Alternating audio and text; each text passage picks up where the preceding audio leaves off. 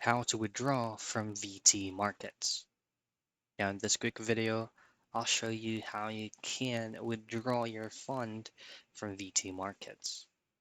Now the very first thing that you want to have to do first is of course log in into your VT markets account by clicking this login option. Now once you've successfully logged in into your VT markets account using your email and your password, you will automatically be redirected into your client portal. Now, if you haven't set up your withdrawal method yet, then to make sure that withdrawing funds from your VT markets runs smoothly, you've got to set it up first. Now, head straight into funds and go into withdrawal method. This is where you can go ahead and choose your preferred withdrawal method, for example, bank transfer.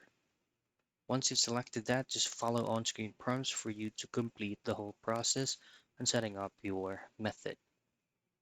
Once you've set it up, go back to your client portal tab, go to funds, go to withdraw funds, and then the next thing you want to do is just to simply choose trading platform, choose the specific account, input the withdrawal amount, and then hit on continue. And that's basically it. That's how you withdraw from VT markets.